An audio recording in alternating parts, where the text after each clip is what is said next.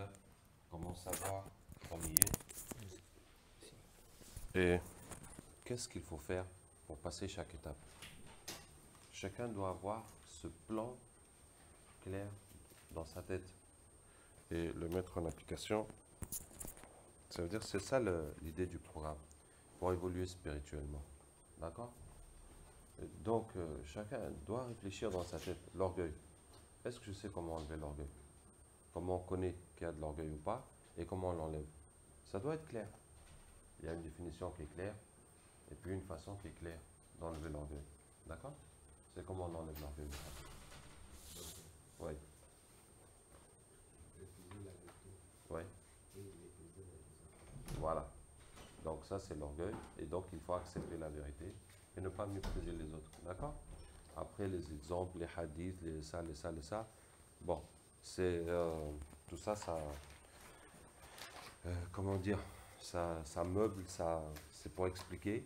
Mais l'essentiel, finalement, ce que tu vas faire, c'est ça. Hein? Maintenant, la dunya, l'exemple que je voulais vous donner comme Abou vous a fini avec la valeur du tasbih, c'est pour dire que la dunya, elle, ça vaut trop chez nous. Et c'est ça qui nous empêche d'évoluer spirituellement, de profiter de la prière, etc. D'être comme les sahaba, si je puis dire, hein, qui faisaient tellement pour l'islam. Donc, alors comment on va enlever le dunya de son cœur? Alors, il y a une seule règle, c'est qu'il faut que la dunya, on l'enlève de sa vie. Hein, tu ne peux pas accrocher la dunya et puis, par exemple, tu ne veux pas donner ton argent et après tu fais du dhikr et tu pries et tu jeûnes pour qu'Allah enlève l'argent de ton cœur. Et toi, l'argent, tu ne veux pas le lâcher. Mais du moment que tu ne veux pas le lâcher, ça ne va jamais sortir de ton cœur. Même si tu fais du dhikr, même si tu fais des autres choses. Donc, il faut le lâcher. Hein? Donc, pour enlever la dunya, Bamba, salam alaikum. Bamba est souffrant. Tu es souffrant ou tu étais souffrant? J'étais souffrant, mais ça va un peu mieux. Alhamdulillah. Bon, hier, on a commencé la base spirituelle, étant donné qu'il y avait du temps. C'est vrai. Étant donné qu'il y avait du temps et puis que tu n'étais pas là, et qu'en plus tu n'avais pas fait de programme de formation, on n'a rien vu. Bon. J'ai pris tous les copies qu'il fallait. Ouais. Et c'était la photocopie que je dois faire pour leur remettre. Pour leur distribuer les photocopies. D'accord. Donc je continue la voie spirituelle puisque je suis là. Je disais la dunya, il faut donner. Maintenant, dans le fait de donner la dunya, il y a 5 étapes. Hein? C'est les 5 étapes que vous devez retenir. Première étape, c'est donner ce qu'on n'a pas besoin. Donner ce qu'on n'a pas besoin. Le prophète sallam dit Ya ibna Adama, innaka an tabdula al-fadla khayrun laka, wa an tumsikahu sharrun laka. Les fils d'Adam, si tu donnes ce dont tu n'as pas besoin, ce qui te dépasse, c'est bien, c'est mieux pour toi. Si tu le gardes, c'est mal pour toi. Vous voyez ce hadith? Nous, on aurait tendance à penser que quand tu as des choses en plus, c'est bien. Tu as beaucoup de chaussures, tu as beaucoup d'habits, tu as beaucoup d'argent dans la banque, tu as même une deuxième voiture. Ah, tant mieux. Parce que quand tu dis Bismillah, Dieu est avec toi et met la main. Donc, on aurait tendance à penser que plus tu en as, plus c'est bien. Mais le prophète nous dit non. Tout ce qui dépasse ton besoin, si tu le gardes, c'est un mal pour toi. Si tu le donnes, c'est un bien pour toi. Masha'Allah. Hein? Donc, qu'est-ce qu'on va faire? Le moment que tu rentres chez toi, tu cherches toutes les choses que tu n'as pas besoin, que tu n'utilises pas. Et tu donnes tout ça à des gens qui ont besoin, à des gens que ça peut aider. Et tout de suite, tu vas sentir quoi? Ton cœur se soulager et ta foi se développer. Parce que quand tu vas donner pour Allah, là, ce que ça vaut dans ton cœur, ça va être changé par la foi. Hein? C'est comme si tu achètes la foi avec les choses que tu as. Et voilà, tu peux acheter la foi pour 1000, pour 10 000, pour 100 000, pour ce que tu veux. Hein? Chaque fois que tu donnes pour Allah, c'est la foi qui vient. Et là, tu t'aperçois que ces choses que tu gardais, c'était un poison dans ton cœur qui étouffait ta foi et qui empêchait ta foi de monter. Et toi, tu dis, mais comment j'arrive pas à monter ma foi? Alors que le poison, c'est toi-même qui le garde et qui empêche ta foi de monter. Et quand tu vas donner ça pour Allah, tabaraka wa ta'ala, Allah va te remplacer par autre chose de bien et d'utile. Hein, donc tu vas donner des choses qui ne sont pas utiles parce que c'est en trop, et Allah va te donner des choses utiles. Donc même ta chance avec Allah, la bénédiction de ta vie, c'est toi-même qui bloquais ça en refusant de donner et en gardant des choses utiles. Maintenant que tu vas donner, Allah va te donner, les choses vont tourner et s'améliorer. Donc, premier, j'ai dit, il y a combien de niveaux? Il y a 5 niveaux pour donner la dunya. Le premier, c'est donner ce qu'on n'a pas besoin. Deuxièmement, est-ce que j'ai oublié quelque chose? Donner, oui, c'est ça. Deuxièmement, c'est donner quand on nous demande. Quand on nous demande. Voilà, comme les sahaba disaient, Ma su'ila Rasulullah sallallahu alayhi wa sallam, shay'an qattu faqala la. On n'a jamais.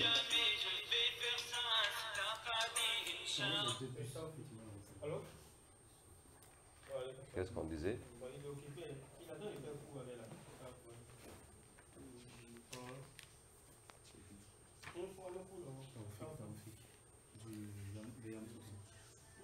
Ah oui, d'accord.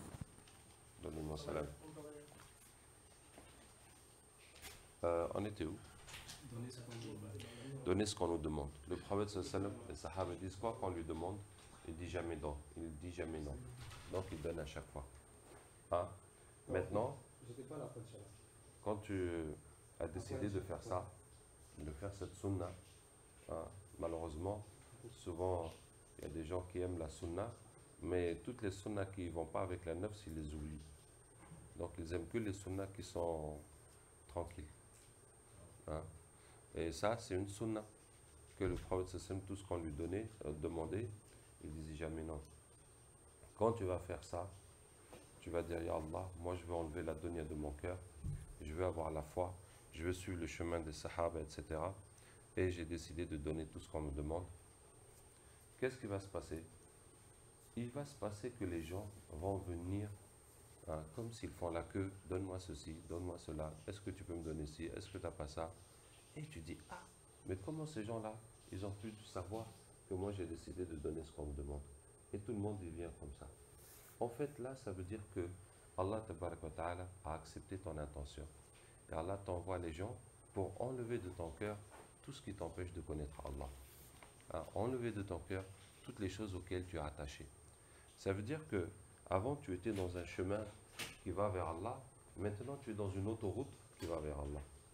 Hein, ce que tu corrigeais dans ton œuvre en un an, tu vas corriger ça en un mois, en une semaine. Hein, il faut juste te soumettre, te laisser aller. C'est Allah maintenant qui gère ton éducation. Hein, tu n'as pas besoin de dire ah non, non, non, non, non, non. Et donner ça même. Ah non. Hein? C'est ça même que tu as besoin de donner. C'est Allah qui sait. C'est ça même que tu as besoin de donner. Et vous allez voir que des fois, quand vous refusez de donner, Allah va vous l'arracher quand même. Hein? On te dit donne-moi ça. Ah, tu dis ça, non, je ne peux pas donner ça. Hein? Et puis, pouf, il va se faire quelque chose, ça va se gâter ou ça va se voler. Ça va, tu dis, ah, au moins si j'avais donné, j'aurais gagné des hasanat. Voilà. Mais Allah te montre que toi, tu crois que c'est à moi. Toi, tu crois que c'est toi qui décides. Mais Allah, il peut te l'arracher n'importe quand. Hein? Il te demande juste gentiment de donner. Ah, tu veux pas. Mais Allah, il peut l'enlever aussi. Hein? Donc, on rentre vraiment dans une éducation avec Allah ta'ala. Et en même temps, tout ce que tu donnes, Allah te remplace, Allah te remplace. Donc, tu as de plus en plus confiance que c'est Allah qui gère les situations. Troisième étape, bon, troisième, quatrième étape. En tout cas, il faut déjà s'habituer aux deux premières. Troisième étape, c'est donner ce qu'on a de plus cher. Hein, comme quand Allah Ta'ala a révélé, vous n'atteindrez pas le bien jusqu'à dépenser ce que vous aimez. Et plusieurs sahaba sont venus donner ce qu'ils avaient de plus cher. Ce qu'ils avaient de plus cher. Quand tu vas donner ce que tu as de plus cher, alors tout le reste devient facile à donner. Puisque ce qui est plus que ça déjà, tu as donné. Donc ça veut dire que de toute façon, quoi que Allah te demande, tu es prêt à donner. Puisque ce que tu pensais être le top, déjà tu l'as donné. D'accord? Ensuite, quatrième étape, c'est baisser son niveau de vie progressivement au niveau de vie du prophète sallallahu alayhi wa sallam. Ça veut dire diminuer le temps et l'argent de dunya pour le mettre dans le dîn, pour l'utiliser dans le dîn. C'est pas faire des économies pour mettre beaucoup d'argent de côté. C'est pour se consacrer plus à la religion. On essaie de manger plus simple, de s'habiller plus simple, etc. Mais je dis progressivement parce que le nefs, quand elle a des habitudes, on ne peut pas la changer comme ça, brusquement. Il faut qu'elle s'habitue petit à petit à un niveau un peu plus bas. Un peu plus bas jusqu'à ce qu'elle s'habitue et on continue comme ça. Maintenant, la cinquième étape, même si ce n'est pas une étape en tant que telle, c'est les épreuves. Ça veut dire quoi les épreuves? Ça veut dire qu'il y a des choses qu'on ne peut pas donner. On ne peut pas donner sa maison, on ne peut pas donner sa femme, ses enfants, on ne peut pas donner sa santé, on ne peut pas donner ses papiers d'identité ou autre. On ne peut pas donner. Bon, il y a des choses qu'on ne peut pas donner. Donc, Allah va nous éprouver dans ces choses pour que ça sorte du cœur. Parce que si on dit ta carte d'identité, ça pèse dans le cœur. Bon, la femme, les enfants, forcément aussi. Mais Allah va nous éprouver. Par exemple, comme l'exemple d'Ibrahim alayhi salam, Allah lui dit d'égorger son fils. C'est une épreuve. C'est une épreuve. En tout cas, voilà. Donc, quand vient des épreuves, quand Allah Ta'ala nous enlève les choses qu'on aime, qu'est-ce qu'il faut faire dans l'épreuve? Il faut faire 3 choses. Premièrement, il faut savoir que ça vient d'Allah et l'accepter. L'accepter. Par exemple, tu as un accident, ta main est coupée. Ben, ça y est, ta main est coupée, ça y est. Pas besoin de pleurer. Ma main est coupée. Tu fais comme si tu n'avais jamais eu de main. Et puis voilà, tu continues. C'est fini. Elle est coupée, non. Donc, c'est terminé. Bon, on continue maintenant. On va se débrouiller pour la suite. On ne va pas rester comme ça, pleurer que ma main est coupée. Par exemple, il y a des gens, quand ils viennent me voir, ils sont désespérés, qu'ils ont des proches qui sont malades et qu'il faut absolument les soigner. Je leur dis, d'accord, on va faire le possible pour les soigner. Mais vous, acceptez qu'ils meurent. Acceptez qu'ils meurent. C'est plus simple. Tu vois, c'est plus simple. Tu dis, bon, ben, mon père ou ma mère ou qui que ce soit, il va mourir. Tu l'acceptes. Et puis, on va essayer de le soigner. Mais au lieu d'être, non, il ne faut pas qu'il meure, il faut faire quelque chose. Accepte. S'il meurt, bon, alhamdoulilah, on accepte. Et puis, on fait le possible pour que... Donc, la première chose dans l'épreuve, c'est d'accepter.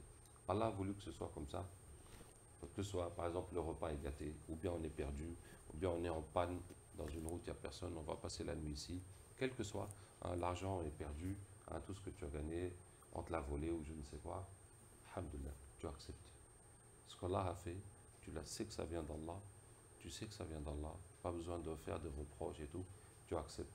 Deuxièmement, quand il y a l'épreuve, on continue nos travaux, on continue nos amal, nos adorations, notre prêche, notre effort, on continue tout. C'est pas parce qu'il y a l'épreuve qu'on va se décourager, on va laisser. Regardez, Yusuf alayhi salam en prison, qu'est-ce que les jeunes lui disent quand ils lui demandent d'expliquer les rêves? Ils disent Inna naraka min al-muhsinin. Vraiment, on voit que tu es quelqu'un de pieux, quelqu'un de saint. Donc, Yusuf alayhi salam, quand il s'est retrouvé en prison, ça n'a pas été la déprime, il se met dans un coin, il pleure. Non, alhamdoulilah, je suis là. Et je suis libéré de toutes mes obligations. J'ai tout mon temps pour adorer Allah. J'ai même pas besoin de faire la cuisine ou de nettoyer ou quelque chose. Je suis là, j'adore Allah. Donc c'est bon. Donc il adore Allah, il est content. Et voilà. Et les autres, ils viennent en prison, ils le trouvent comme ça. Et puis quand il lui parle, lui aussi, il les prêche. Pas comme quelqu'un, j'ai trop de problèmes, non, s'il te plaît, laisse-moi tranquille, il ne faut pas parler. Qu'est-ce que je vais faire et tout. Je suis là dans mes problèmes. Non. C'est la religion d'Allah avant tes problèmes. Et ce problème-là, c'est plus grave que tes problèmes. Le problème que les gens ne suivent pas la religion. Donc, quand il y a les épreuves, on ne laisse pas nos travaux. Nos travaux, notre engagement, nos adorations, tout, on continue. Troisièmement, quand il y a l'épreuve, il ne faut pas demander à Allah Ta'ala d'enlever l'épreuve, mais il faut demander à Allah la guider. D'accord? Il faut demander à Allah la guider. Par exemple, voilà, tu as perdu tes papiers. Au lieu de pleurer, Allah, donne-moi mes papiers, comment je vais faire sans mes papiers? Tu dis, Allah, guide les musulmans. Allah, aide-nous, donne-nous la victoire sur les sorciers, donne-nous la foi, tout ça, c'est ça qui est important. C'est ça qui est important. C'est ça qui est important. Voilà. Et c'est comme ça qu'à travers cette épreuve, voilà l'occasion de sortir les papiers de ton cœur, de sortir toutes ces choses de ton cœur. Et c'est ça qu'on va profiter de cette épreuve. Parce que si tu as perdu tes papiers, un jour ou l'autre, tu vas refaire tes papiers. N'est-ce pas? Inch'Allah, un jour viendra, tu retrouveras tes papiers d'une façon ou d'une autre. Mais ce que tu organises, c'est que tu as sorti ça de ton cœur. Voilà. Donc, je disais, l'étape 2, c'est la dunya. L'étape 2, effectivement, je vous ai dit qu'il y a 3, les créatures, il faut les sortir du cœur. Et ces créatures, on va les partager en 3 catégories. La première, c'est l'orgueil, s'attacher à soi-même. La deuxième, c'est la dunya, c'est tout le matériel. La troisième, c'est ar-riya, l'ostentation, s'attacher aux paroles et aux appréciations des gens. Et c'est ça que le prophète sallallahu alayhi wa sallam appelle le petit shirk. Le petit shirk. On s'attache aux appréciations, ça veut dire on aime que les gens nous apprécient, que les gens nous félicitent, que ça nous fait bien. Hein, voilà, qu'Allah nous préserve.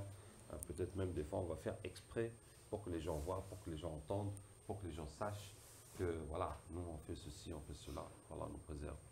D'accord? C'est le petit shirk. Ça veut dire que la dunya et l'orgueil, c'est pire que ça. Hein, la dunya et l'orgueil, c'est pire que ça. Ça, c'est le dernier petit shirk. Alors, bien, ar-riya. Alors, il y a une règle très simple et très claire que tout le monde doit retenir sur le riya. D'accord? Il y a une règle très claire. Ar-riya, il y a des savants qui disent, bon, c'est parole de savants, que al-ikhlas, thalathatu ashya. La sincérité, c'est 3 choses. أولاً أن تستوي أعماله في السر والجهر. Que ses œuvres soient pareilles dans le secret ou dans le public. Voici la première chose dans la sincérité. Que tu es tout seul ou que tu es avec les gens, tu ne changes pas ce que tu fais. Hein? Par exemple, tu vas à la mosquée, tu vas dire, bon, je vais aller tôt, je vais faire beaucoup de rak'at pour bien me concentrer avant Dohr ou avant Asr. Tu arrives, tu trouves les gens qui sont là, tu dis, ah bon, allez, je vais faire de rak'at, pas plus, pour pas montrer aux gens, pour pas que les gens ils voient comment moi je prie beaucoup. Hein? Ou bien tu dis, oh, je suis fatigué, je vais aller, je vais m'asseoir, je ne vais même pas faire de rak'at, je suis trop fatigué. Et puis tu arrives, tu vois les gens, tu dis, ah non, ça se fait pas quand même, allez, hop, je fais de rak'at. Donc, c'est quoi? C'est que tu ne tiens pas compte des gens. Hein? Tu ne tiens pas compte des gens. Tu fais pour Allah, c'est tout. Tu veux faire beaucoup, tu veux faire peu, ça ne regarde pas les gens. C'est entre toi et Allah. D'accord? Je vous raconte une petite histoire à ce sujet. Il y avait un frère en France qui parlait avec un berger. Et le berger lui dit, quand je suis avec les moutons hein, dans la brousse, je fais l'adhan, je fais la prière. Mais s'il y a les Français, je fais la prière sans faire l'adhan. Il dit, mais avec les moutons, tu fais l'adhan et la prière? Il dit, oui. Il dit, mais quand il y a les Français, tu fais comme si c'était des moutons. Et tu fais l'adhan et tu fais ta prière. Hein? Donc, le but, ce n'est pas de se moquer ou de mépriser les Français ou quoi. C'est de dire que quand tu vas adorer Allah, tu fais tous les gens comme des moutons. Et tu adores Allah ta'ala comme si tu es au milieu des moutons. Hein? Qu'est-ce que ça peut changer que le mouton, il te voit prier ou pleurer dans ta prière ou quoi? Hein? D'accord? Donc, voici le premier point dans la sincérité. Deuxième point, an yastawi indahu al-madihu wa al-dham. Celui qui le flatte ou celui qui le critique, ce soit pareil pour lui. Hein? Donc le premier point de la sincérité, c'est un point physique. Ça veut dire, quel que soit ce qui vient dans ta tête, que les gens ou pas les gens, toi, tu fais la même chose. Tu ne tiens pas compte des gens. Maintenant, quand les gens vont parler, ils vont dire, oui, c'est bien, non, c'est pas bien, ah, lui, qu'est-ce que c'est un bon musulman, ça ne doit pas te toucher. Ça ne doit pas te toucher parce que toi, tu as fait pour Allah. Est-ce qu'Allah est content de toi ou pas? C'est ça la vraie question. Hein? Que les gens soient contents ou pas, ça ne rentre pas en compte. Ça ne rentre pas en compte. Hein? Est-ce qu'Allah est content de toi ou pas? Tu ne sais pas. Et voilà. Tu ne sais pas. Donc, on est entre la peur et l'espérance d'Allah ta'ala. Alors, pour ça, il y a un dua très important de Abu Bakr radiallahu anhu. Quand on le félicitait, quand on le vantait, hein, qu'est-ce qu'il disait? Allahumma anta a'lamu bima fi nafsi minni. Ya Allah, tu sais mieux ce qu'il y a en moi que moi-même. Et je sais mieux ce qu'il y a en moi que eux. فَلَا تَفْتِنِّي بِمَا يَقُولُونَ. Alors ne me fais pas tromper par ce qu'ils disent, fais que je sois mieux que ce qu'ils pensent et pardonne-moi ce qu'ils ne savent pas. Hein? Donc comme ça, il ferme la porte à Shaitan. Comme ça, il ferme la porte à Shaitan. Alors voici un doigt important que chacun n'a qu'à connaître. Que chacun n'a qu'à connaître. Et quand on te vante, tu dis ça. Tu dis ça et ça va fermer la porte à Shaitan. Et à force que tu dis ça, ça va être dans ta tête. Ça va être dans ta tête que même si on te vante, toi tu sais que de toute façon, c'est Allah qui sait. Eux, ils ne voient que les apparences comme ça, mais ils ne savent pas ce qu'il y a en toi. Hein? Et que Allah te préserve de cette tentation. Et s'ils disent que tu es bon, ben qu'Allah te donne encore mieux. Et puis voilà. Et puis voilà, c'est tout. Ça ne va pas te perturber, te déstabiliser dans ta tête. Qu'est-ce que je disais? Mais aussi, quand quelqu'un nous vante, il faut savoir que c'est interdit de vanter quelqu'un en face.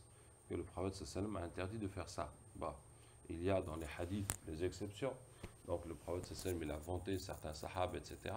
Et on dit que eux, ils avaient le niveau de ne pas être touchés avec ça. Mais aujourd'hui, ça ne sert à rien d'utiliser ces exceptions, de dire non, toi tu as le niveau de ne pas être touché par les flatteries, donc on peut te flatter. Toi tu as le niveau. Et toi tu es qui pour savoir que lui il a le niveau de ne pas être touché par les flatteries?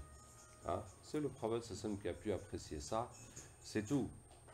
Donc c'est interdit. Hein? Donc si quelqu'un te flatte, hein, tu peux aussi lui dire que non, c'est interdit de flatter les gens. Voilà ce que le prophète sallam a dit à ce sujet. Troisième point dans la sincérité, Allah ya'ti fihi al-ujb, de ne pas avoir la vanité. Hein, de ne pas penser que moi je suis un bon musulman. Moi j'ai fait tant d'adoration, je n'ai pas fait les péchés. Yawm al-Qiyamah, oh je vais passer sur le pont comme l'éclair. Hein? Le paradis, c'est pas en bas pour les rescapés de l'enfer, c'est en haut, je sais.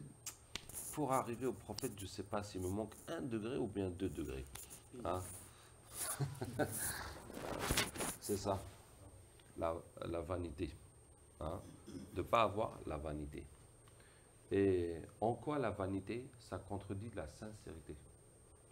Ça contredit la sincérité parce que si tu fais pour Allah, tu ne regardes pas la chose que tu as faite, mais tu regardes pour qui tu as fait. Et quand tu vois que tu as fait pour Allah, tu vois que ce n'est pas, il n'y a pas de quoi se vanter.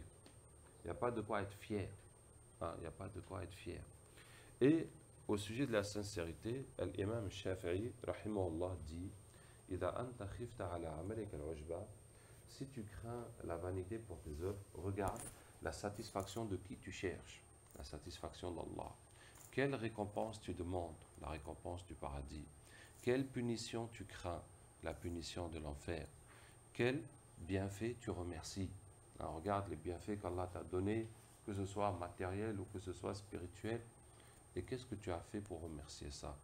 Et de quel malheur tu te souviens? Rappelle-toi, que ce soit tu as été dans les malheurs de dunya ou dans les malheurs de din, que tu étais égaré, pécheur, et Allah t'a sorti de là. Hein? Qu'est-ce que tu as fait pour remercier Allah Ta'ala de tout ça? Donc, vraiment, tu n'as pas de quoi être fier de tes œuvres. D'accord? Donc, voilà pour la sincérité. 3 points qu'il convient de bien connaître et de bien appliquer. Ça veut dire qu'il faut être en permanence attentif. Ça veut dire la sincérité, comme on dit dans le Khuruj, c'est tashih an-niyya, corriger l'intention. Ça veut dire quand tu pries, ben, tu pries pour Allah, tu ne pries pas pour gagner de l'argent. Mais c'est quand tu pries pour Allah que Shaitan va venir te faire un parasitage, un waswas que, oh, regarde, les gens te voient, oh, ceci, cela. Donc quand ça vient, c'est là que toi, tu dois être alerte, tu dois être éveillé et fermer la porte et combattre cette pensée et rester dans la sincérité. D'accord? C'est pour ça, Islah al-Nafs, et pour ceux qui connaissent le Khuruj, donc comme Hamza,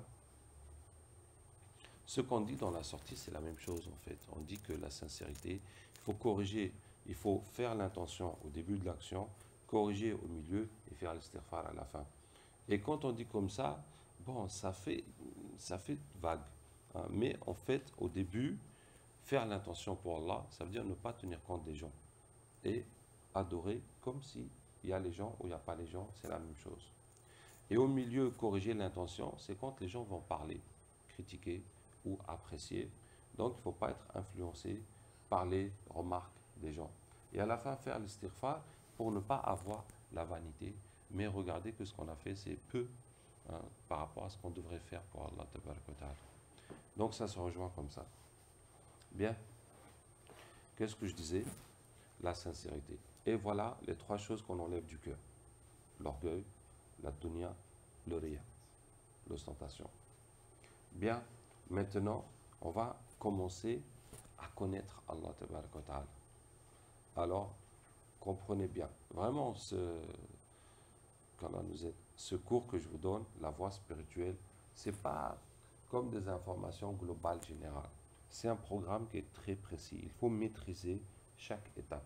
Et je vous dis, dans la formation de Ruqya, on en a besoin. Il faut maîtriser pour pouvoir pratiquer, pour pouvoir enseigner. Hein? Ça veut dire, moi, j'attends de vous que si vous prêchez, que ce soit individuellement ou dans une mosquée ou n'importe où, vous puissiez expliquer à la personne, voilà c'est quoi l'orgueil, voilà comment l'enlever, voilà c'est quoi la dunya, voilà comment l'enlever, voilà c'est quoi l'ostentation, voilà comment l'enlever. Tu lui donnes tout.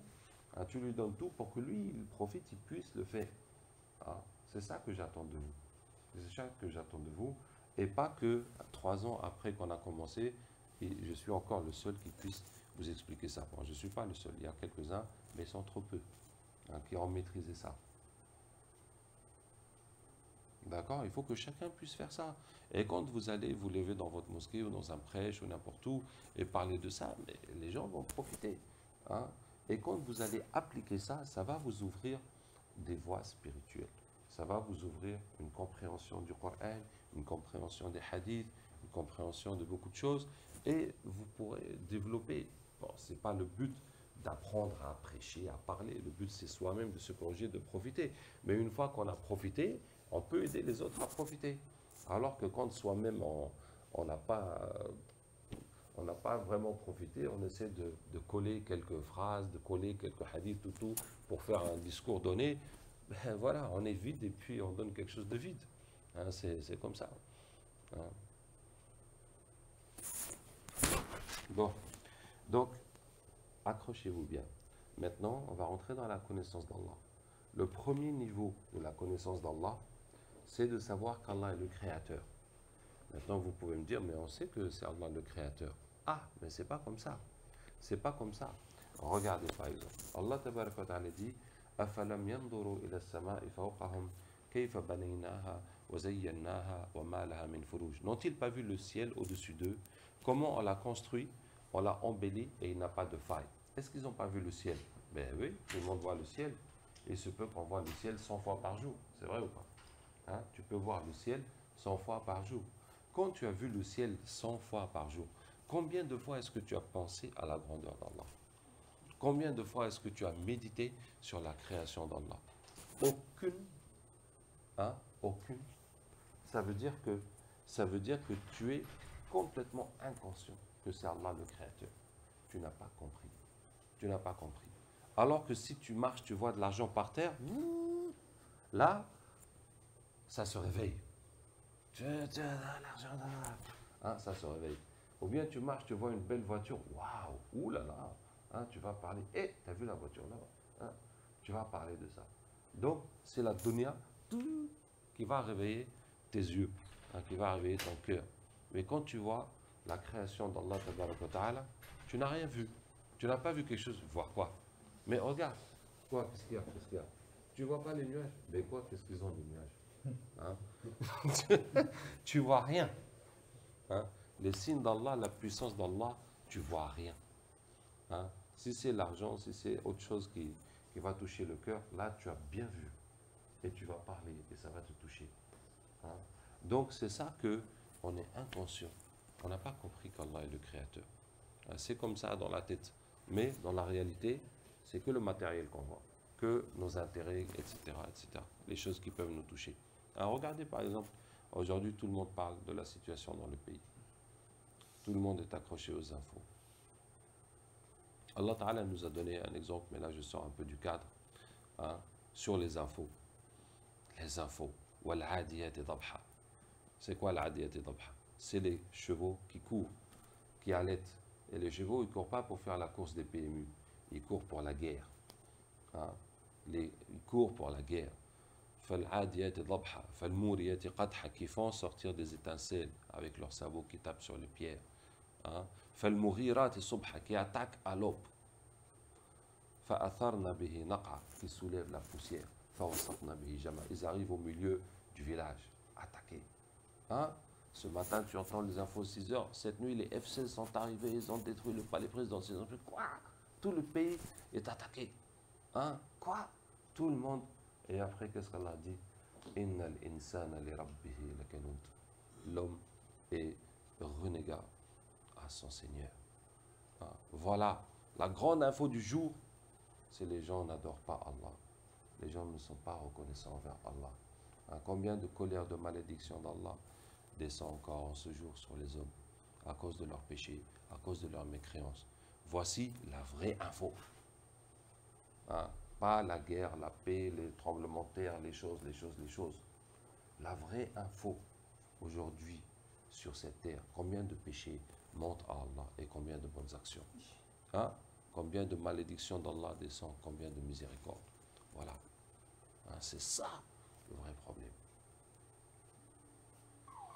Donc, on disait la dunya. D'accord? Non, on ne disait pas la dunya. On disait Allah le Créateur. Donc là, vous comprenez qu'on n'est pas dedans. Vous comprenez qu'on n'est pas dedans. Par exemple, vous voyez, il y a une mouche. Il y a une mouche, non? Qui se balade. Qu'est-ce qu'Allah nous dit sur la mouche? Est-ce que tu sais? Ah. Quand tu vois la mouche, tu penses à quoi? Tiens, elle est là, la mouche. Hein? Qu'est-ce qu'Allah nous dit sur la mouche? Tu connais? Soro, tu sais ce qu'Allah dit sur la mouche? Oui. Tu sais pas? Hamza, tu sais ce qu'Allah dit sur la mouche? Qu'est-ce qu'Allah dit? Même si les hommes et les génies se réunissent pour créer une mouche, Ils ne pourraient pas le faire. Allah a défié toute l'humanité, hein, avec une mouche. Allez-y, tous, ramenez vos dieux, vos fétiches, ramenez tout, fabriquez une mouche. Ils ne sont pas capables. Allah a mis dans cette mouche plus de science que la navette spatiale, plus de force que la bombe atomique. Hein? Dans la mouche, pour nous montrer sa puissance, la puissance du Créateur, inégalable. Allah montre sa puissance dans une mouche. Nous, on voit la mouche, on ne voit rien. Hein? Alors que si on nous dit que l'Iran a fabriqué la bombe atomique, boum, hein? Ça fait boum dans le cœur. Ah, est-ce que la nouvelle guerre va commencer? Hein? Hein? Mais regardez la mouche, la puissance d'Allah. Allah nous aide. Bon, alors, maintenant, concrètement, comment on va y arriver? Comment on va changer ça? On va changer ça. On va changer que chaque fois que tu vois les signes d'Allah, tu les vois et tu les sens. Hein, et tu les sens et ça te touche. Est-ce que vous voyez? Comment on va changer ça réellement? Hein, comme de l'orgueil, du tonnerre de Roya, on parle de solutions réelles, concrètes. Et tu vas les appliquer et ça va te changer. Ça va te changer, tu vas évoluer. Hein? Comment on va changer ça? On va changer ça avec le dhikr. Avec le dhikr. Et on va faire le dhikr d'une façon très spéciale. Il faut bien comprendre pour que chacun puisse l'appliquer lui-même. Parce que quand tu vas être dans ton coin, tu vas tenir ton chapelet, faire du dhikr, on ne va pas venir dire, t'as dit quoi? Tu penses quoi? Quoi? Non, c'est à toi de faire. C'est à toi de faire. Il faut que tu saches qu'est-ce qu'il faut faire. Comment il faut faire. D'accord? Tu vas prendre ton chapelet et tu vas faire 100 fois Subhanallah walhamdulillah wa la ilaha illallah wallahu akbar wa la hawla wa la quwwata illa billah. Et tu vas penser à une seule créature. Tu choisis une créature et tu vas te concentrer dessus 100 fois en répétant. Par exemple, je pense à mon corps. Voilà, la chose la plus proche de moi, même si Allah est plus proche de nous que notre veine jugulaire. En tout cas, en termes de créature, c'est la chose la plus proche de nous. Je pense à mon corps.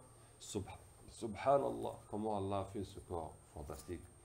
Hein? Alhamdulillah, qui m'a donné la santé, qui m'a donné la force, qui m'a donné l'intelligence. Hein? La ilaha illallah. Ce corps, n'est pas pour que je l'adore à la place d'Allah. Mais ce corps, c'est pour adorer Allah. Wallahu Akbar. Allah peut faire plus que ça. Plus de santé, de force, d'intelligence, de beauté. Hein? Wala hawla wala quwwata illa billah. Ce corps ne peut rien faire, rien empêcher que par la volonté d'Allah. Voilà. Et je vais répéter ça 100 fois en pensant seulement à mon corps.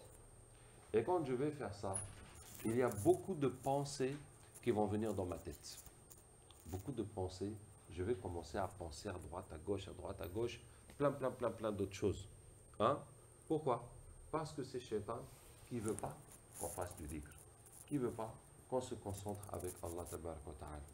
Et comment Shaitan il trouve le pouvoir de nous déconcentrer comme ça?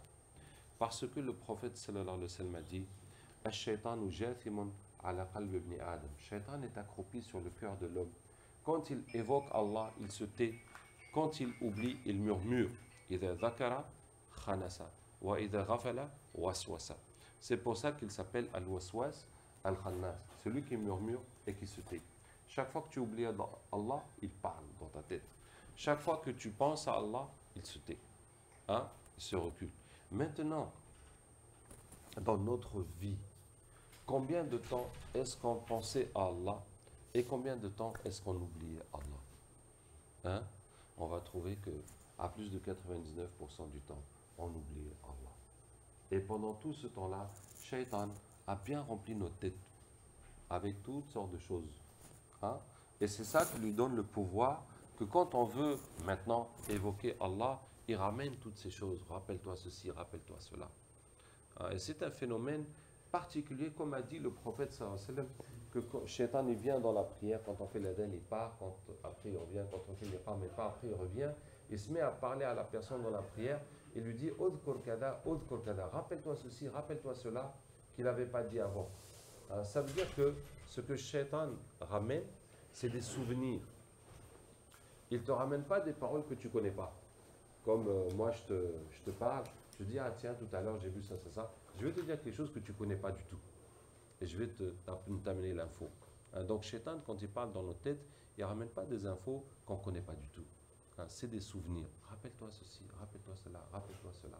Hein, des souvenirs que pendant ce temps-là, toi, tu étais en rafla. Tu oubliais Allah. Et donc Shaitan les a mis dans ta tête. Et voilà maintenant le moment que tu veux te tourner vers Allah, tu dis ah, tu te rappelles ah ouais. Et tu es parti. Hein? Hein? Qu'est-ce que je disais? Maintenant, la bonne nouvelle, c'est que toutes ces idées-là, elles sont en train de sortir, elles ne sont pas en train de rentrer.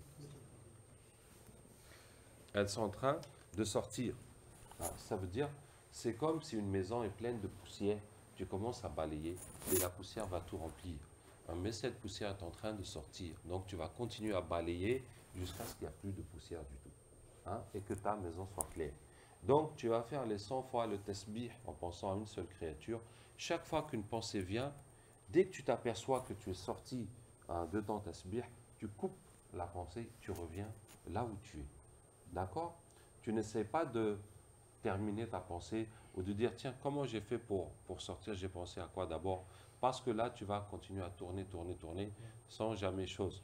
D'accord? Dès que tu t'aperçois que tu n'es plus dedans, tu coupes, tu reviens dans ce que tu dis. Tu reviens, tu te concentres sur les paroles que tu dis. Tu coupes, tu reviens, tu coupes, tu reviens, tu coupes, tu reviens, jusqu'à un moment, il n'y a plus de pensées qui viennent. Et là, tu es clairement dans ton dhikr.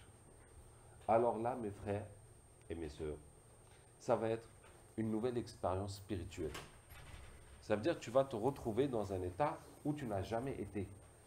Puisque de tout temps, c'était seulement le shaitan qui te fait les pensées et tu n'arrivais jamais à te concentrer. D'accord? Ça va être une nouvelle expérience spirituelle. Et en fait, ça se fait comme si tu marches dans le brouillard et à un moment tu en sors. Vous voyez, quand il y a le brouillard, tu ne vois plus rien. Juste à quelques mètres, tu ne vois plus rien. Mais tu vas avancer. Tout à coup, tu es sorti du brouillard, tu vois tout. Il n'y a plus de brouillard. C'est comme ça que ça va se faire. Donc, tu fais le dhikr, tu te concentres, tu coupes les pensées, tu reviens, tu coupes, tu reviens, jusqu'à ce que, brusquement, il n'y a plus de pensée. Tu es tranquille dans ton dhikr. Et là, tu penses, tu continues, subhanallah, alhamdulillah, à penser à ton corps, comment Allah m'a donné ça, le bienfait d'Allah, etc. Et là, tu vas commencer à sentir les bienfaits spirituels du dhikr. Le premier bienfait spirituel du dhikr, c'est la tranquillité du cœur, l'apaisement du cœur. Hein? Alladhina amanu wa tatma'innu qulubuhum bi dhikrillah. Ceux qui ont cru, dans les cœurs s'apaisent à l'évocation d'Allah. N'est-ce pas que ce n'est pas l'évocation d'Allah que les cœurs s'apaisent? Et là, tu t'aperçois en fait que Shaitan, lui, t'excitait, t'angoissait, te souciait, te faisait penser ceci, penser cela et tout. Et maintenant que tu évoques Allah, ton cœur s'apaise. Tous ces angoisses partent. Hein, tous ces soucis partent. Et tu penses que j'adore Allah, que Allah soit satisfait de moi. C'est tout ce qui compte. C'est tout ce qui compte. Hein? Si Allah est content de moi, c'est tout ce qui compte. Tout le reste, l'argent, la maladie, le mariage, ce n'est plus un problème. Du moment qu'Allah est content de moi, j'adore Allah, je suis avec Allah, c'est tout ce qui compte. Donc, qu'est-ce que je disais? Le premier bénéfice spirituel du dhikr, c'est la tranquillité. Et cette tranquillité, quand tu l'as acquise dans le dhikr, ça va rester dans ta vie. Même après le dhikr, tu vas garder un certain niveau de tranquillité et ça va changer ta vie. Deuxième effet du dhikr, tu continues, quand tu sens la tranquillité, tu continues à te concentrer dans ton dhikr jusqu'à ce que tu sens la lumière dans ton cœur, le plaisir dans ton cœur. C'est la rahma. C'est la rahma et c'est la lumière d'Allah Ta'ala et c'est l'augmentation de la foi. Vous voyez, toutes ces choses sont des synonymes. La lumière qui vient dans le cœur, la rahma qui vient dans le cœur, la foi qui augmente. C'est l'augmentation de la foi. Hein? C'est l'augmentation de la foi.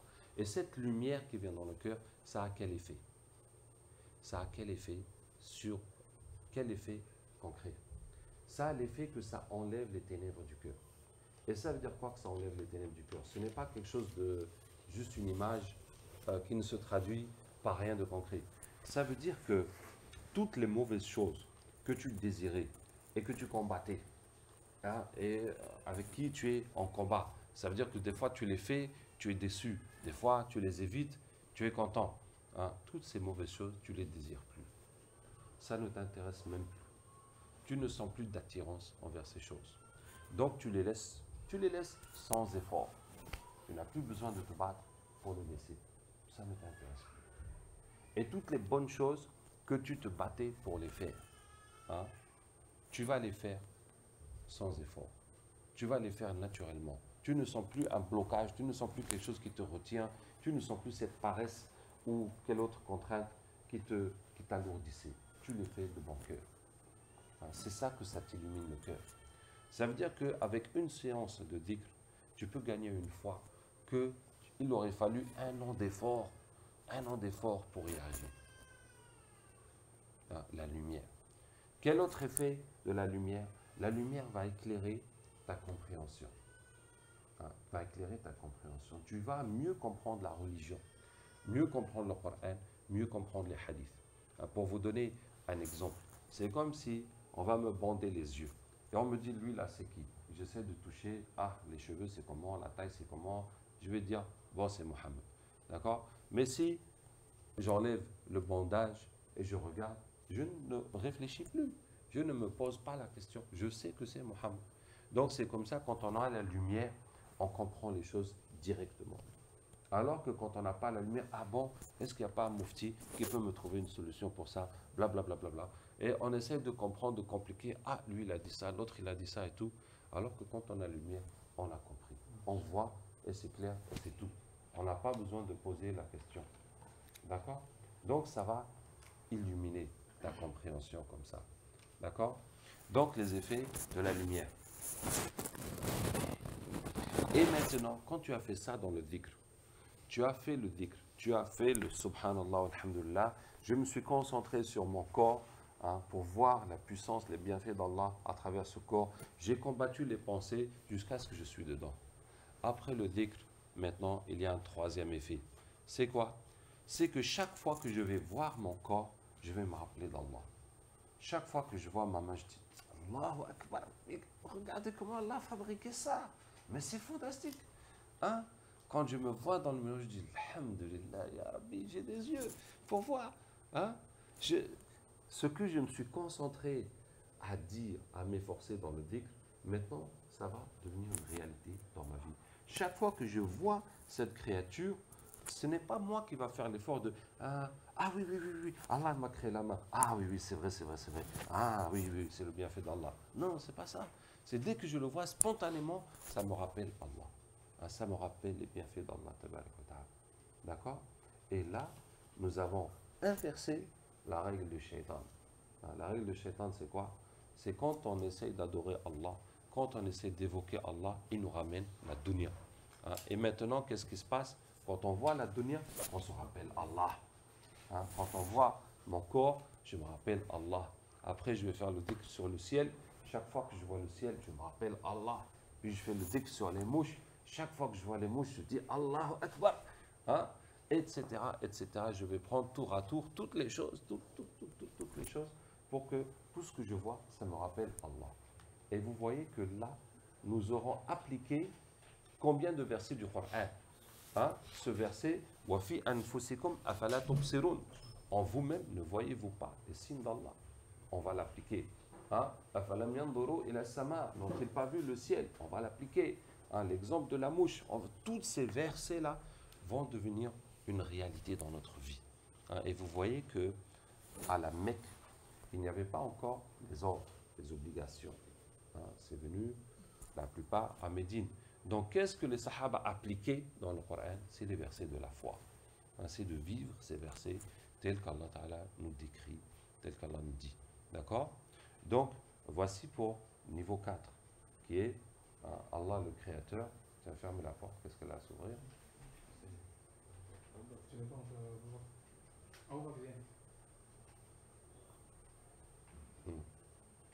Qu'est-ce que je disais?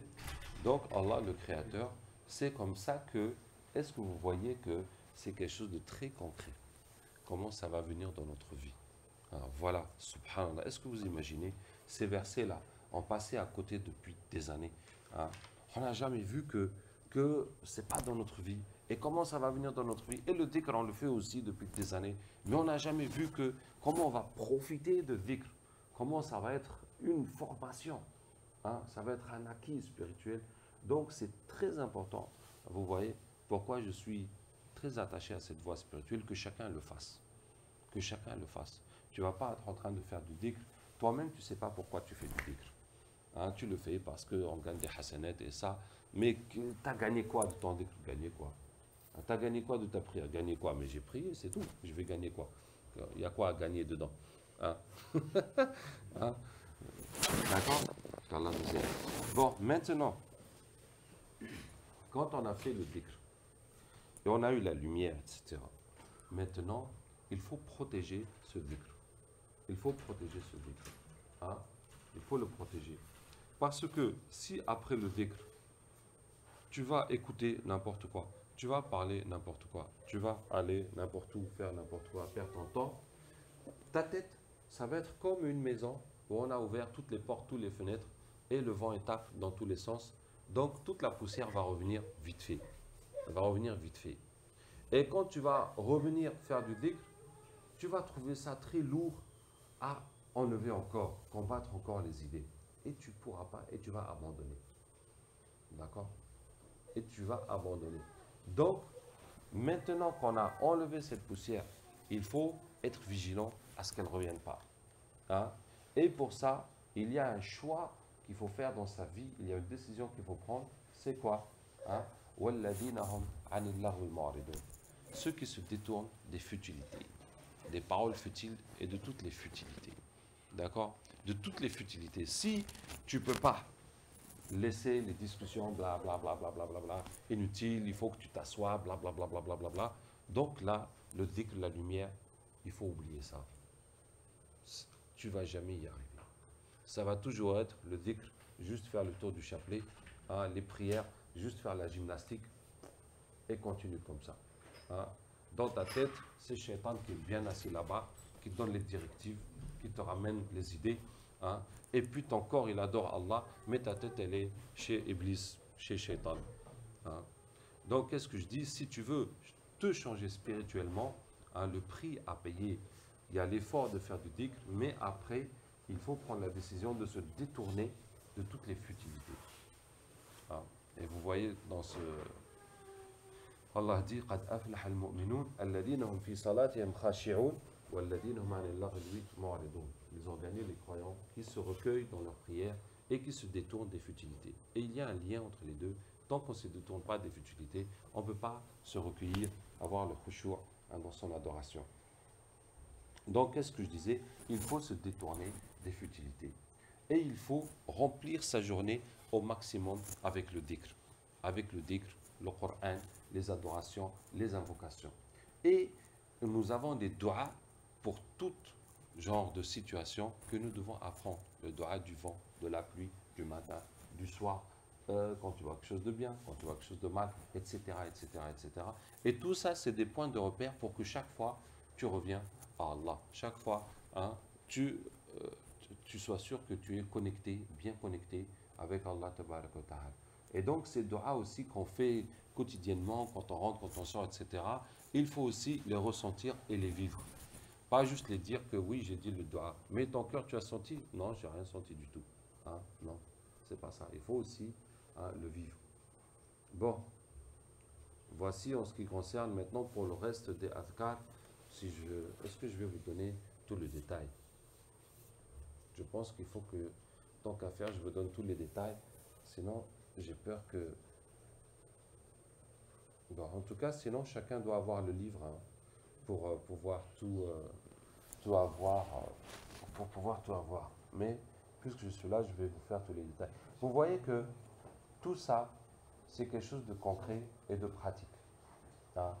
Et vous voyez tout ce que vous avez à faire. Il y a l'orgueil, il y a la dunya, il y a le riya, maintenant il y a le dhikr. Après, ça continue. Après, ça continue. Là, on est au 4. Il y a encore 5 étapes. Donc, tout ça, c'est tout ça à faire. Maintenant, bon, on fait tout en même temps. On ne va pas dire, bon, moi j'ai encore dunya dans mon cœur, donc pas besoin que j'essaye de faire du dhikr. Bon, essaye aussi de faire du dhikr, essaye de tout faire. Comme ça vient, à chaque situation, tu fais, bon, s'il y a temps de faire du dhikr, tu fais du dhikr. Si on te demande de donner, tu donnes, etc. Qu'est-ce que je veux dire? Qu'Allah Ta'ala nous aide. Ce que je veux dire, c'est que tout ça, il faut bien comprendre et puis mettre en pratique. Bon, Inch'Allah, tout le monde va essayer dans ses dhikrs de faire ça, puis vous me direz ce que ça donne. Alors, dans les dhikrs, il y a quoi encore? Il faut faire 100 fois le tasbih, le matin et l'après-midi. Hein, comme ça, voilà, ça va être un entraînement pour que ça se réalise, jusqu'à ce que ce soit dans notre vie. D'accord? Et puis 100 fois, salat ala nabi sallallahu alayhi wa sallam. Alors, pour la salat ala nabi sallallahu alayhi wa sallam, je vais vous proposer une formule. Bon, est-ce que je vais dire ma formule? En tout cas, hein, depuis toutes ces années, voilà la formule à laquelle je me suis attaché. As-salatu was-salamu alayka ya Rasulallah. As-salatu was-salamu alayka ya Habib Allah. As-salatu was-salamu alayka ya khayra khalqillah. Wa ala alika wa sahbika ajma'in. Tout le monde connaît? Un seul ne connaît pas. Ah, 2, 3. Bon, d'accord. Bon. Qui veut dire quoi? As-salatu was-salamu alayka. La prière, le salut sur toi, ya Rasulallah. Donc, l'idée de parler au prophète sallallahu alayhi wa sallam, de s'adresser au prophète sallallahu alayhi wa sallam, ça permet de mieux se concentrer que de dire Allahumma salli wa sallam ala sayyidina Muhammad. Allah prie et salue sur Muhammad sallallahu alayhi wa sallam. Donc, on s'adresse au prophète, prière et salut sur toi, ya Rasulallah. Alors, soit dit en passant qu'il y a des savants qui interdisent de parler au prophète sallallahu alayhi wa sallam, ya Rasulallah, voilà, tu vois la situation des musulmans, tout ça, tout ça. Non. Mais en tout cas, ce qui est sûr, c'est que le prophète sallallahu alayhi wa sallam a dit, celui qui me salue, Allah me rend mon âme pour lui rendre son salut. Donc, on peut à tout moment saluer le prophète sallallahu alayhi wa sallam, et c'est ce qu'on fait. As-salatu was-salamu alayka ya Rasulallah. Voilà. Et le prophète sallallahu alayhi wa sallam te répond. Bon, nous, on n'entend pas. Est-ce qu'on va dire, on imagine? En tout cas, concentre-toi, peut-être que Allah Ta'ala te fera sentir que le prophète sallallahu alayhi wa sallam te répond. Ya Rasulallah, au messager d'Allah, as-salatu wa-salamu alayka ya Habib Allah, bien-aimé d'Allah, as-salatu wa-salamu alayka ya khayra khalqillah, meilleure créature d'Allah tabaraka wa ta'ala. Donc c'est un éloge du prophète sallallahu alayhi wa sallam d'une façon, comment dire, d'une façon qui monte le mot m'échappe. Bon, et puis, وَعَلَى آلِكَ وَصَحْبِكَ أَجْمَعِينَ, et pour toute ta famille et tes compagnons. Hein. Et c'est important quand on fait la salat sur le prophète sallallahu alayhi wa sallam, de rajouter sa famille et ses compagnons. Hein, parce que c'est comme si tu vas voir quelqu'un et tu lui fais un beau cadeau, il est content.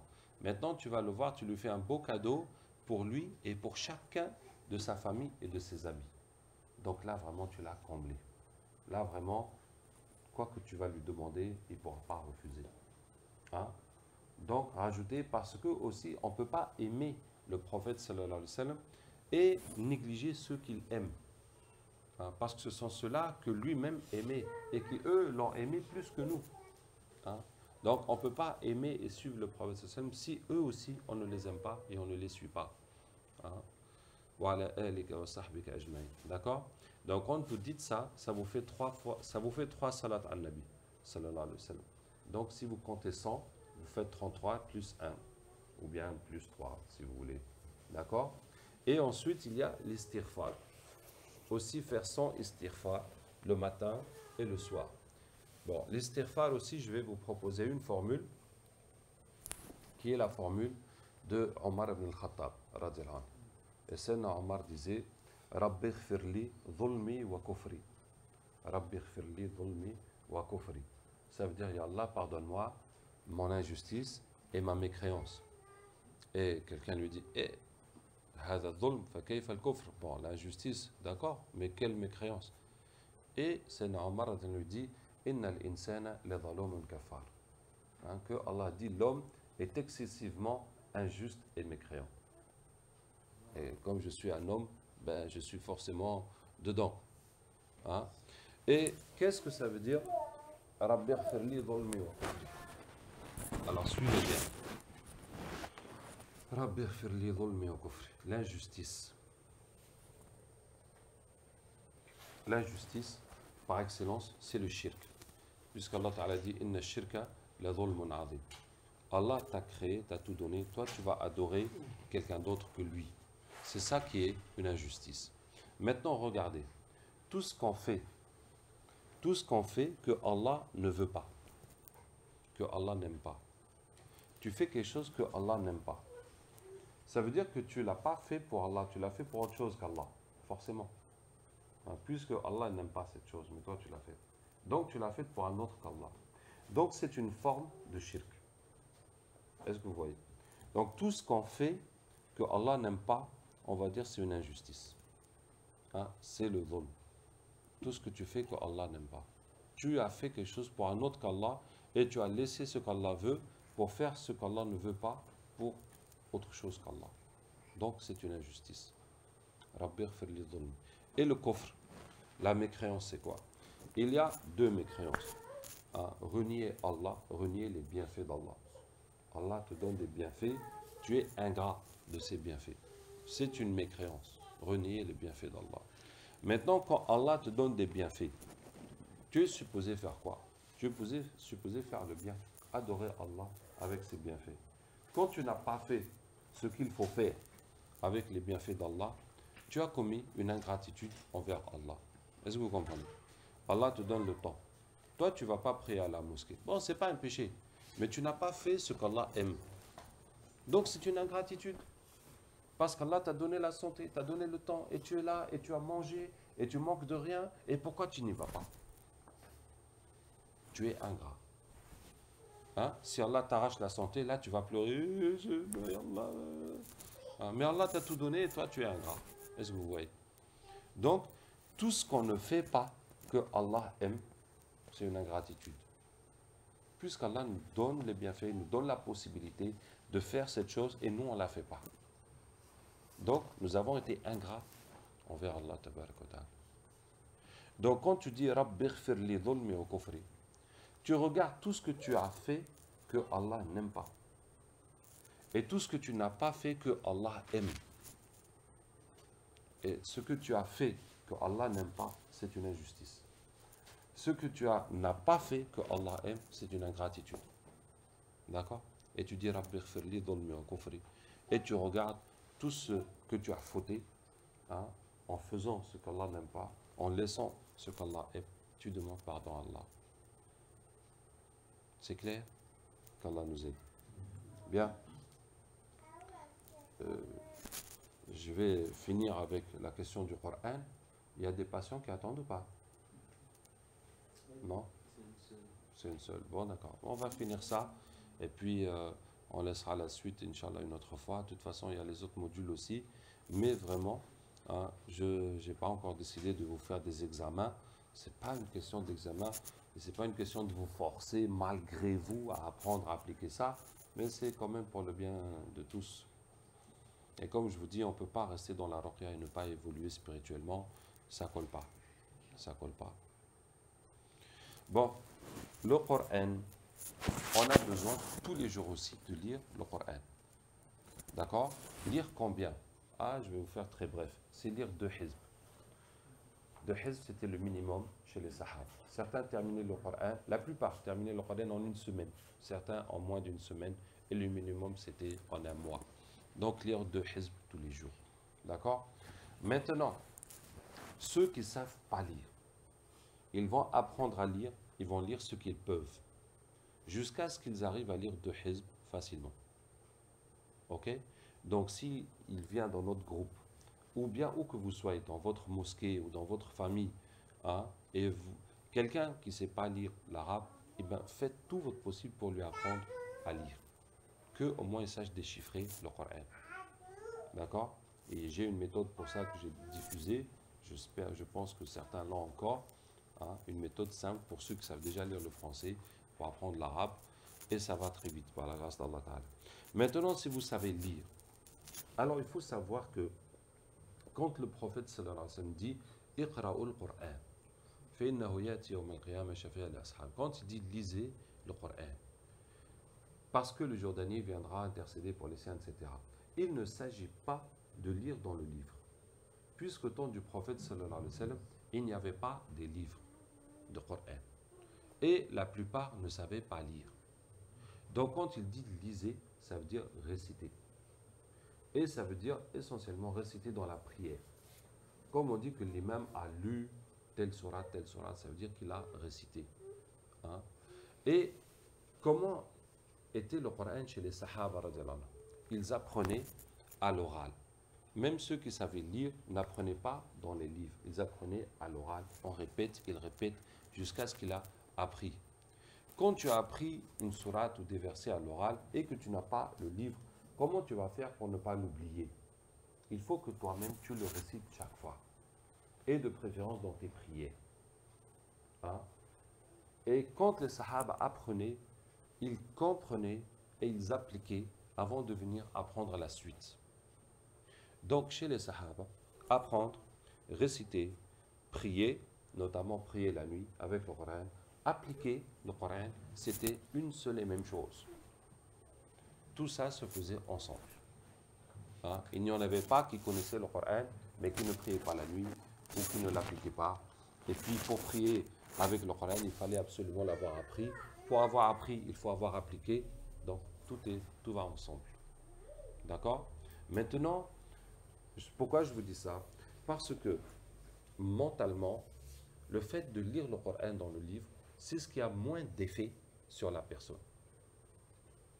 Si tu vas bûcher le Coran, tu vas apprendre par cœur, ça va te toucher plus que juste de lire. Si tu récites dans ta prière, ça va te toucher plus que de lire dans le livre. D'accord? Hein? Et c'est plus proche de la sunna des Sahaba. Donc, ce que je vous propose, c'est les 2 hizb qu'on doit lire tous les jours, on va les convertir en temps. Pour lire un hizb, normalement, il faut 15 à 20 minutes. Donc, on va dire 35 minutes par jour. Chacun va donner 35 minutes par jour au Coran.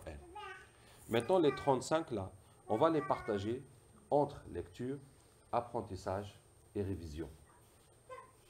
Hein? Pour la révision, la meilleure révision, c'est dans les prières. Donc, ce que tu fais, tout le Coran que tu connais un début de Baqara, tu connais Tel Kursi, Aman al-Rasoul, tu connais par-ci par-là, tu connais Yassine, tu connais ça, Rahman, et puis tu connais à la fin, tu mets ça dans l'ordre dans ta tête. Chaque fois que tu vas prier, tu lis la suite, jusqu'à ce que tu as bouclé ton Coran que tu connais. Et tu recommences, et tu recommences, et tu recommences. Hein? déjà ta prière va être mieux. Au lieu de faire toutes tes prières avec Inna Atayna Al-Kawthar et Qul Huwallahu Ahad, hein, maintenant, tu vas lire les autres sourates que tu connais. Et puis, comme ça, le Coran que tu as appris, tu ne vas jamais l'oublier.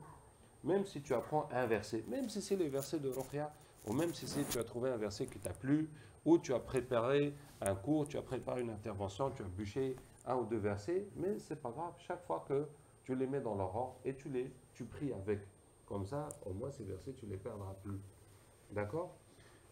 Et maintenant, chaque fois que tu vas apprendre un morceau de Coran, n'importe où, tu le mets à sa place et quand son tour viendra, tu le réciteras dans tes prières et tu ne l'oublieras jamais.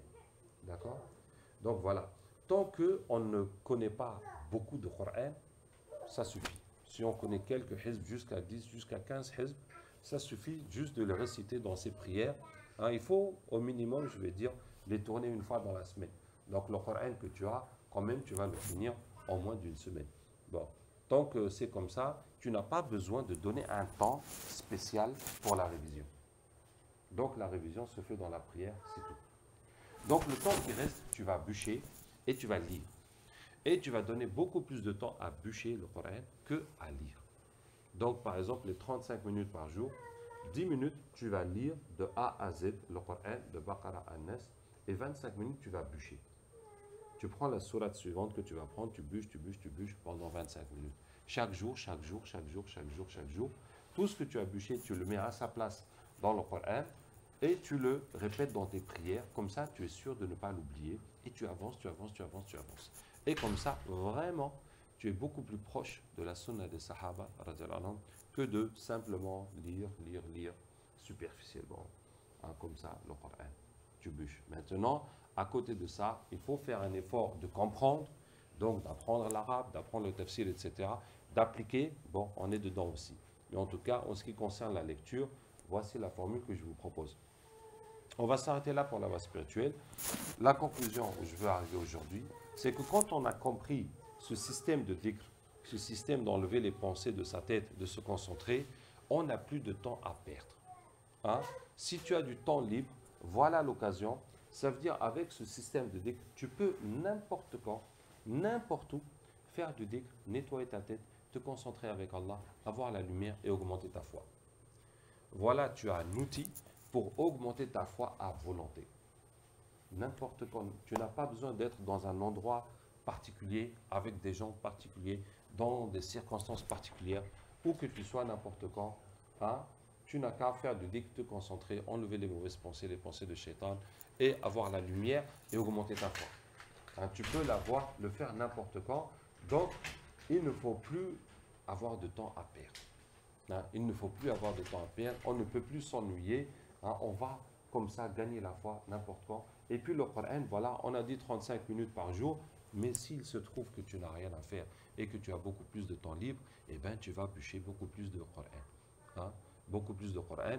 Et, alhamdoulilah, en tout cas, moi, depuis que j'ai commencé à faire la prière, depuis que j'ai commencé à prendre le Coran, bon, je n'ai plus arrêté jusqu'à ce que j'ai fini au bout de 16 années. Mais je n'ai jamais compris pourquoi les gens arrêtent. Je n'ai jamais compris. Tu es là, tu connais un hizb depuis 5 ans que tu fais la prière. Mais pourquoi tu n'as pas continué? Chacun, il s'arrête comme ça. Mais pourquoi? Est-ce que le Coran n'est pas intéressant? Qu'est-ce qui se passe? Pourquoi tu arrêtes? Hein? Il ne faut pas arrêter, continue. Même un peu, chaque fois que tu as le temps. Maintenant, quand on continue à apprendre, l'essentiel, c'est de réviser. Parce que si tu apprends par là et tu perds par là, non, ça ne sert à rien. Hein? C'est de réviser toujours ce que tu connais et puis tu continues. Et Inch'Allah, si tu ne comprends pas, c'est pas grave. Le jour que tu connaîtras l'arabe, tu comprendras tout. Hein? Pas besoin de perdre ton temps. Apprends. Même si tu ne connais pas le tajwid, c'est pas grave. Le jour que tu connaîtras le tajwid, tout va être en tajwid. Tu n'auras pas besoin de le réapprendre une autre fois. Donc, il ne faut pas se bloquer pour quelque raison que ce soit. Qu'est-ce que je voulais dire encore? Hein? Qu'on n'a plus le temps à perdre. On va faire le dhikr, on va bûcher, etc. Qu'est-ce que je vais dire aussi?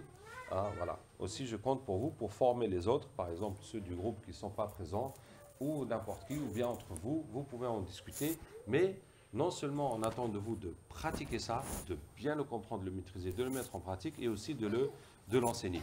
Donc si quelqu'un rentre dans sa mosquée, Tu trouves d'autres jeunes, voilà, tiens, j'ai appris un truc bien, et hop, tu leur apprends, eux-mêmes ils vont l'appliquer. Alhamdulillah, hein, que le bien se propage et que les gens profitent, Inch'Allah.